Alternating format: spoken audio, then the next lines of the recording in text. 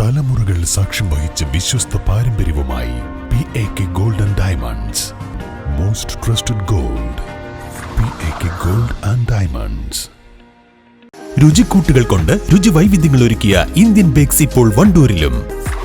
Indian bakes, Pandikkad road, Manalmel bus stand, Wandoor. പുരാതന വസ്തുക്കളുടെ അമൂല്യ ശേഖരങ്ങളുമായി മുൻ പ്രവാസി ശ്രദ്ധേയനാകുന്നു. കാളികാവ് പേവുന്തറയിലെ തെക്കേടത്ത് നാസറിന്റെ വീട്ടിൽ നിറയെ കടന്നുപോയ കാലത്തെ കാഴ്ചകളാണ്. സഖാവ് കുഞ്ഞാലി നിലമ്പൂർ നിയോജക മണ്ഡലം MLA ആയ കാലത്ത് സ്വന്തം ലെറ്റർ പാഡിൽ നാസറിന്റെ പിതാവിനെഴുതിയ കത്തും ഇതിൽപ്പെടും.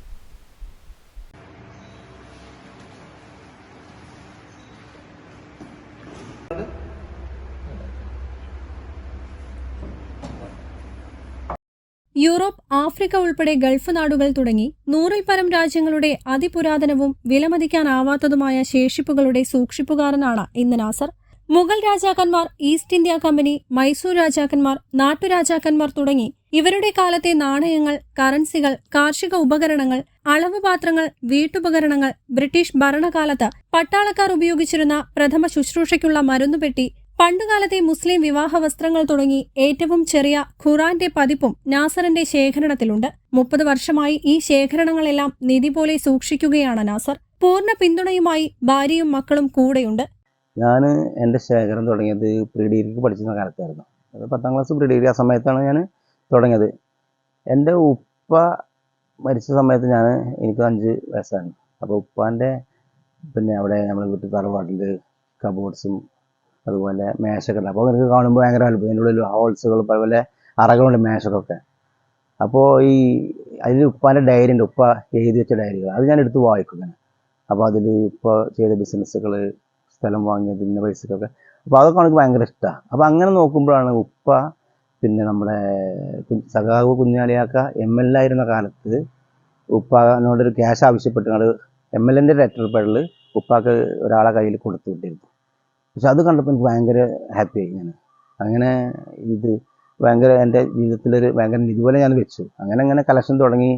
പിന്നെ ഞാൻ സൗദി അറേബ്യയിലായിരുന്നു, പ്രവാസിയായിരുന്നു. ആ സമയത്ത് ഞാൻ ബിസിനസ്സായിരുന്നു. അപ്പോൾ എൻ്റെ അടുത്ത് പല പല ആൾക്കാരും വരും എൻ്റെ കടയിൽ. പല പല കോയിനുകൾ, പല രാഷ്ട്രത്തിൻ്റെ കോയിനുണ്ട്. അങ്ങനെ കളക്ഷൻ ഞാൻ തുടങ്ങിയതാണ്. പിന്നെ ഞാനെല്ലാം എനിക്കിഷ്ടപ്പെട്ട സാധനങ്ങളൊക്കെ ഞാൻ വാങ്ങി വെക്കും. ഇതിൽ മീറ്റിംഗ് പങ്കെടുക്കും.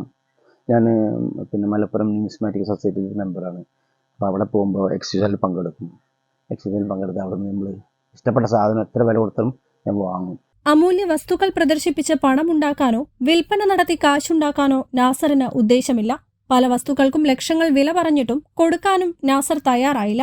എൻ്റെ കയ്യിൽ ഏകദേശം ഒരു 10-200 രാജ്യത്തിൻ്റെ നോട്ടുകളുണ്ട്, കറൻസികൾ, അതുപോലെ കോയിനുകളുണ്ട്. ഈ കോയിനുകളിൽ ഏറ്റവും വിലപ്പെട്ടതെന്ന് പറഞ്ഞാൽ സൗദി അറേബ്യയുടെ മോണിറ്ററി ഏജൻസി ഇല്ലാത്ത കാലത്ത് മംലക്കുൽ മക്ക എന്ന് പറഞ്ഞൊരു കോയിൻ ഇറങ്ങിയിരുന്നു. ഗോൾഡ് കവറിങ്ങുള്ള കോയിനാണ്. അതുവരെ എൻ്റെ അടുത്തുണ്ട്. അത് നല്ല വാല്യുബിൾ കോയിനാണ്. അതുപോലെ ഇന്ത്യയുടെ മുഗളന്മാരുടെ കാലത്ത് ടിപ്പു സുൽത്താൻ്റെ കോയിന്, അതുപോലെ നമ്മുടെ നാട്ടുരാജാക്കന്മാർ വെച്ചിരുന്ന അന്ന് അവരുടെ പേരിലുള്ള കോയിനുകൾ, അങ്ങനെ പല കോയിനുകളുണ്ട്. നോട്ട്സും പഴയ നോട്ട്സുകൾ ഒരുപാടുണ്ട്, കറൻസികൾ. അതുപോലെ ഇന്ത്യൻ കറൻസി വാല്യുബിൾ ആയിട്ടുള്ളത്, പഴയതും പുതിയതായിട്ടുണ്ട്. കുറേ ഫാൻസി നമ്പറുള്ള നോട്ട്സ് ഉണ്ട്.